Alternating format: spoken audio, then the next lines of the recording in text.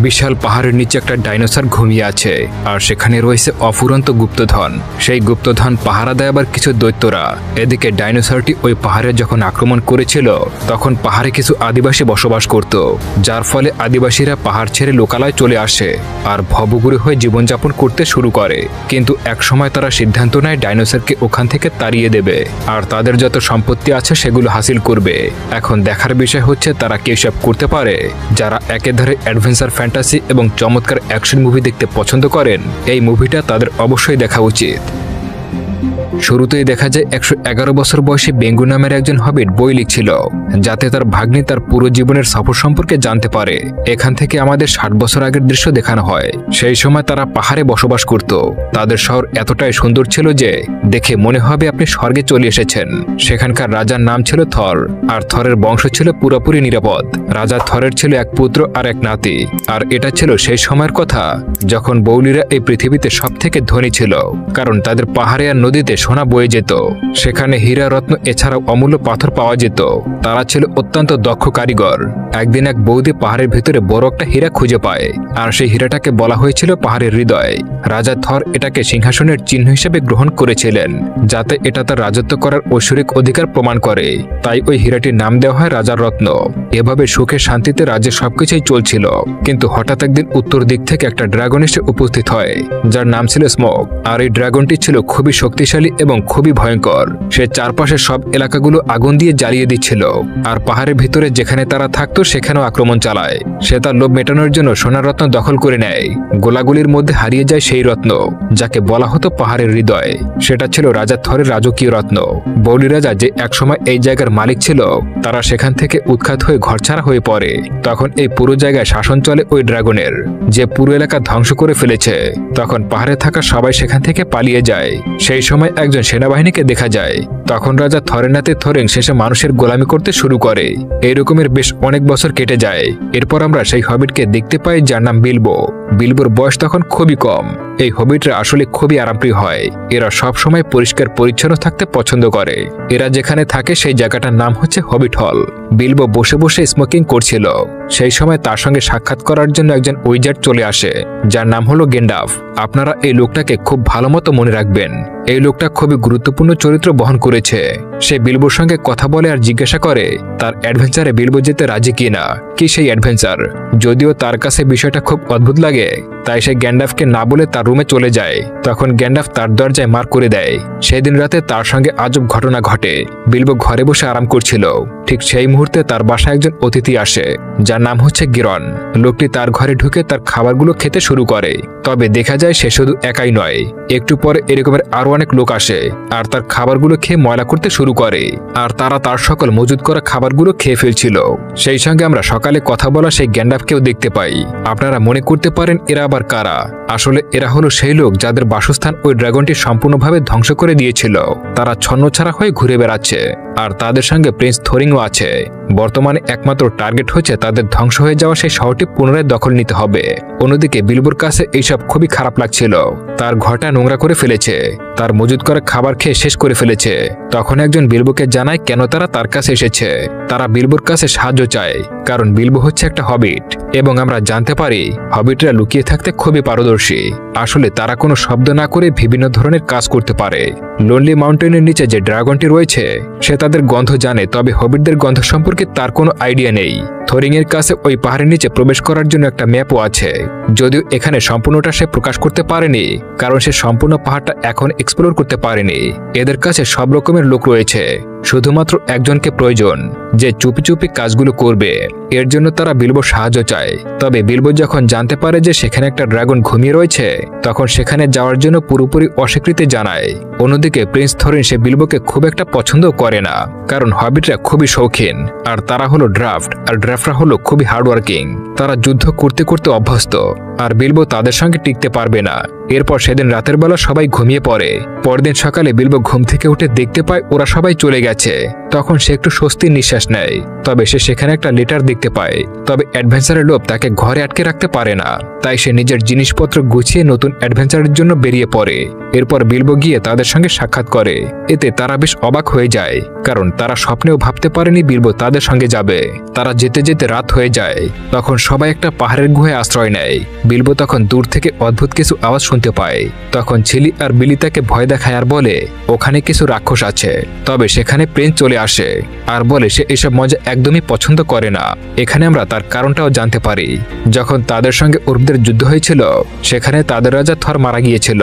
সেই উর্বদের রাজা থরের মুন্ডু কেটে দিয়েছিল। এই দৃশ্য দেখে প্রিন্স পুরোপুরি মাথা খারাপ হয়ে যায়। ওই লোকটার গায়ে প্রচন্ড শক্তি ছিল। থরিং তার সঙ্গে কোনো মতেই পেরে উঠছিল না। তবে সে খুবই সাহসী ছিল। সে তার বুদ্ধিমত্তা দিয়ে ওই লোকটার একটা হাত কেটে দেয়। এই দৃশ্য দেখে অন্যান্য তার যোদ্ধারা মনোবল ফিরে পায় আর সেই যুদ্ধে উর্বদের হারিয়ে ফেলে। এরপর থেকেই সবাই মনে করে রাজা হওয়া যদি কেউ যোগ্য থাকে সেটা হলো থরিং। এরপর তারা সবাই সেখানে রেস্ট নিচ্ছিল। তবে সেখানে উর্বরা উপস্থিত ছিল। পরের দিন আবারও তারা নিজেদের গন্তব্যে বেরিয়ে পড়ে। সেদিন হঠাৎ করে বৃষ্টি আসে আর তখন গ্যান্ডালফ তার এক ভাইয়ের নাম উল্লেখ করে। তার এক ভাইয়ের নাম হচ্ছে ব্রাউন। সে একটা স্থানে থাকে আর সে পশু পাখিদের সঙ্গে কথা বলতে পারে। তবে একদিন ব্রাউন লক্ষ্য করে পশু পাখিরা মারা যাচ্ছে, যার কারণটা সে জানে না। তবে কিছুদিন পরে সে বুঝতে পারে সেখানে কোনো অশুভ শক্তির আগমন ঘটেছে, যেই শক্তিটা আসছিল অন্য কোনো একটা জায়গা থেকে। আর ব্রাউন সেই শক্তিটা দেখার জন্য সেখানে বেরিয়ে পড়ে। অন্যদিকে তার একটা স্থানে সে উপস্থিত হয় আর রাত্রটা সেখানে কাটানোর জন্য পরিকল্পনা করে। এখানে আসার পর তারা লক্ষ্য করে তাদের দুইটা ঘোড়া মিসিং রয়েছে আর তারা সেই ঘোড়াগুলোকে খোঁজ করতে গিয়ে দেখতে পায় তিনটা দৈত্য সেখানে বসে রয়েছে ঘোড়াগুলোকে খাওয়ার জন্য। তখন সিলি আর বিলি বিলবোকে রিকোয়েস্ট করে ঘোড়াগুলোকে ওখান থেকে রেস্কিউ করার জন্য, কারণ বিলবোর সাইজটা অনেকটাই ছোট আর সে যেহেতু হবিট তাই সে আস্তে আস্তে চলতে পারে এবং তার পায়ের আওয়াজ শুনতে পাবে না।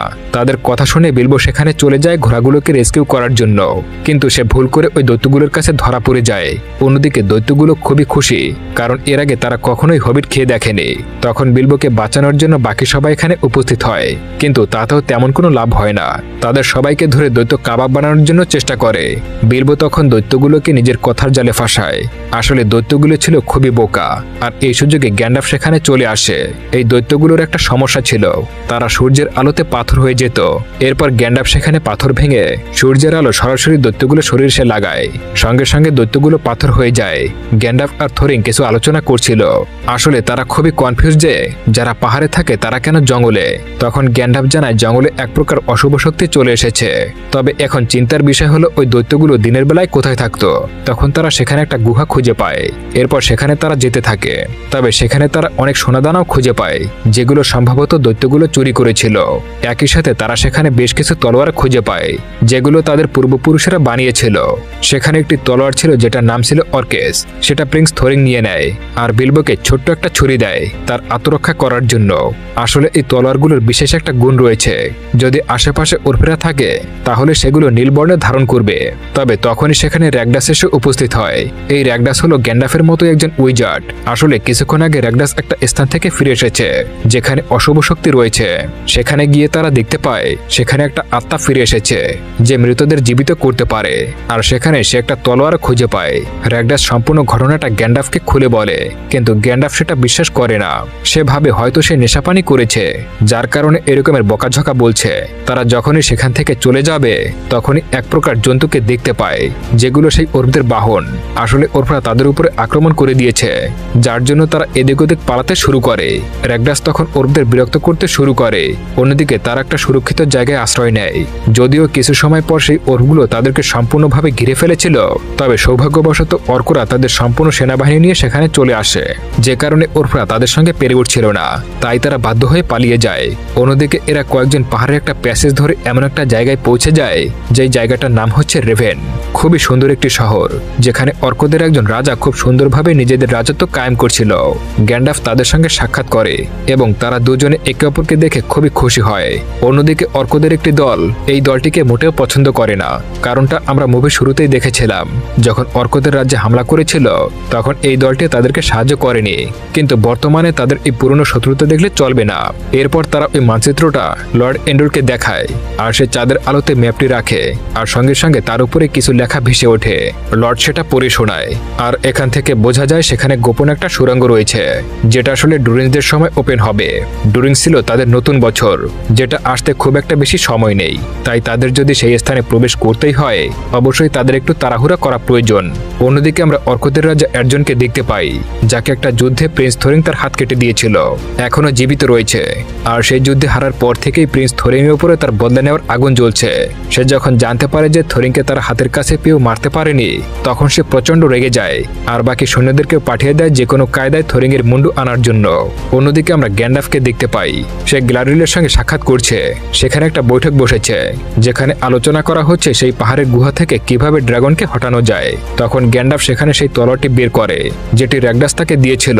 সেখানে আরো একটা উইজার্ড ছিল, জানা হয়েছে সালমান। গ্যান্ডাফ তাকে জানায় ওই জায়গায় নাকি একটা আত্মা রয়েছে, যে তার শক্তির সাহায্যে মৃতদেরকে জীবিত করে দিচ্ছে। যদিও সালমান এইসব কথা একদমই বিশ্বাস করে না, কারণ ওই আত্মাটা অনেক আগেই মারা গিয়েছিল এবং তার কবরের উপরে অনেক শক্তিশালী পাথর ব্যবহার করা হয়েছে, তাই কোনো ম্যাজিক দ্বারা তাকে পুনরায় জীবিত করা সম্ভব হবে না।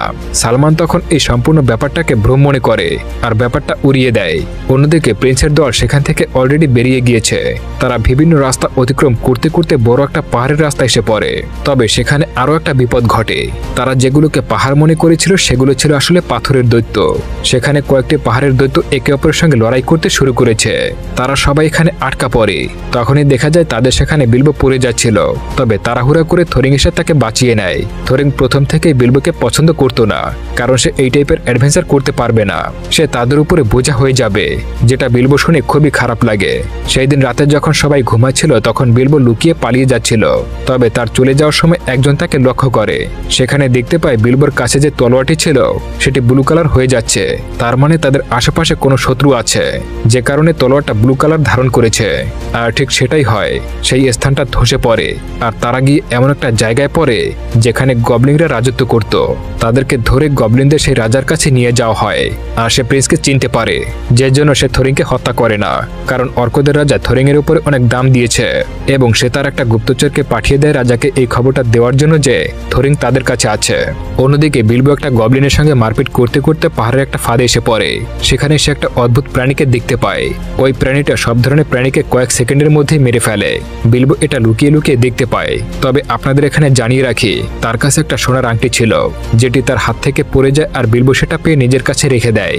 কিছুক্ষণ পরে সেই প্রাণীটা যখন বিলবোকে দেখতে পায়, তখন সে তার কাছে আসে। তবে সে ছিল খুবই বোকা। বিলবো তাকে বলে সেখান থেকে কিভাবে বের হবে। তবে এখানে ওই প্রাণীটা বলে তারা এখন এক প্রকার খেলা খেলবে। যদি ওই খেলায় বিলবো জিতে যায়, তাহলে তাকে হত্যা করবে না, আর যদি বিলবো হেরে যায়, তাহলে প্রাণীটা তাকে হত্যা করে খেয়ে ফেলবে। তবে আপনারা তো জানেন, হবিটরা খুবই চালাক। এর জন্য সে তার কথার জালে ওই প্রাণীটাকে ফাঁসিয়ে দেয় আর শেষমেশ ওই প্রাণীটা হেরে যায়। যদিও প্রাণীটা শেষে বুঝে যায় বিলবো তাকে বোকা বানিয়েছে, তখন সে তার পকেট থেকে আংটিটা বের করতে যায়, কিন্তু সেখানে কোনো আংটি খুঁজে পায় না। তখন সে বিলবোকে চোর মনে করতে থাকে আর তার উপরে আক্রমণ করতে শুরু করে। এরপর বিলবো যখন সেখান থেকে পালাতে যাবে, তখনই হঠাৎ করেই বিলবোর হাতে আংটিটা এসে পড়ে, যার ফলে সে পুরোপুরি অদৃশ্য হয়ে যায়। আর এটাই ছিল আংটিটার স্পেশাল পাওয়ার, অর্থাৎ সেই আংটি যে পড়বে সেই অদৃশ্য হয়ে যাবে। অন্যদিকে গবলিনের রাজা তাদের সবাইকে হেনস্থা করছিল, কিন্তু যখনই সে থোরিং এর সঙ্গে সেই তলাটি দেখতে পায়, সে পুরোপুরি ভয় পেয়ে যায়। তারা যখনই আক্রমণ করতে যাবে, তখনই গ্যান্ডাফ সেখানে চলে আসে। আর তখন থোরিং এর দল আর গবলিনের মধ্যে তুমুল মারামারি হয় আর সবশেষ থোরিং এর দল সেখান থেকে বেরিয়ে যায়। অন্যদিকে বিলবোকে দেখা যায় তার কাছে ওই প্রাণীটিকে হত্যা করার অপশন ছিল, কিন্তু সে ছিল খুবই দয়ালু, তাই তাকে না মেরে সেখান থেকে বেরিয়ে যায়। তখন থোরিং সেখানে বিলবোকে খুঁজে পাচ্ছিল না। তারা মনে করতে থাকে হয়তো সে ভয় পালিয়ে গেছে। তবে বিলবো তাদেরকে ভুল প্রমাণ করে দিয়ে সেখানে উপস্থিত হয়।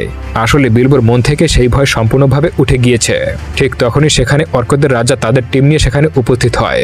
আর থোরিং এর দলবল পাহাড়ে একটা ফাঁদে ফেসে গিয়েছিল, আর কোন উপায় না পেয়ে তারা গাছের উপরে উঠতে শুরু করে। সেই অর্করা চারদিক থেকেই তাদেরকে ঘিরে রেখেছে। আর তখন গ্যান্ডাফ একটা প্রজাপতির মাধ্যমে সাহায্য পাঠায়। এরপর তারা আগুন জ্বালিয়ে তাদেরকে অর্ক থেকে দূরে রাখার চেষ্টা করে। তবে কতক্ষণ, তারা তো খুবই বিচ্ছিরিভাবে সেখানে ফেসে গিয়েছে। তখন রাজা প্রিন্সকে আবারও তাদের সঙ্গে লড়াই করার জন্য ডাকে, আর প্রিন্স তখন এগিয়ে আসে লড়াই করার জন্য। কিন্তু থোরিং এখানে খুব বাজেভাবে আহত হয়ে মাটিতে পড়ে যায়। অন্যদিকে রাজা তাদের লোকদেরকে অর্ডার করে থোরিং এর গলাটা কেটে নেওয়ার জন্য। যখনই একটা অর্ক তার গলা কাটার জন্য এগিয়ে আসে, তখনই বিলবো এসে তাকে বাঁচায় আর খুবই সাহসের সঙ্গে লড়াই করতে শুরু করে। অন্যদিকে গ্যান্ডাফ লক্ষ্য করে সেই প্রজাপতি আবারও ফিরে এসেছে। একই সাথে আমরা সেখানে কিছু বড় বড় ঈগল পাখি দেখতে পাই। সেই ঈগলগুলোকে পাঠিয়েছিল গ্লাডিওলের, যার থেকে গ্যান্ডাফ সাহায্য চেয়েছিল। সেই ঈগলগুলো অনেকগুলো অর্কদের পাহাড় থেকে নিচে ফেলে দেয় আর থরিংয়ের দলকে পিঠে করে নিয়ে সেখান থেকে চলে যায়। আর এখানে অর্কদের রাজা তার স্বপ্ন পূরণ করতে পারে না। তারপর সেই ঈগলগুলো তাদের প্রত্যেকে একটা নিরাপদ স্থানে ছেড়ে দেয়। এখানে প্রিন্স প্রচণ্ডভাবে আহত ছিল, সে অজ্ঞান হয়ে যায়। তখন গ্যান্ডালফ তার ম্যাজিকের সাহায্যে তাকে সুস্থ করে তোলে। সে সুস্থ হওয়ার পর বিলবোকে খুঁজতে শুরু করে। আসলে সে কল্পনাও করতে পারেনি একটা হবিট নিজের জীবনকে বাজি রেখে তাকে বাঁচাবে। তখন প্রিন্স নিজের ভুল বুঝতে পারে আর বিলবোকে মন থেকে ধন্যবাদ জানায়। একই সাথে তারা তাদের গন্তব্যের অনেক কাছে চলে এসেছে। তারা দূর থেকে তাদের সেই পাহাড়কে দেখতে পায়, অর্থাৎ যেখানে তাদের জন্মভূমি। তবে সেই পাহাড়ে একটা পাখি রয়েছে। সেই পাখিটা একটা শামুক ভাঙছে খাওয়ার জন্য, আর সেটার আওয়াজ শুনে পাহাড়ের মধ্যে থাকা ঘুমন্ত ড্রাগনটি উঠে যায়। আর এখানেই সিনেমাটা শেষ হয়ে যায়। বন্ধুরা, তোমরা যদি এমন একটা অ্যাডভেঞ্চার করতে পারো তাহলে কেমন হতো, যেখানে জঙ্গল পাহাড় একাকার হয়ে গিয়েছে। তোমাদের কাছে ভ্রমণের এরকমের অপশন থাকলে তোমরা কোথায় যাবে কমেন্ট করে জানিয়ে যাও।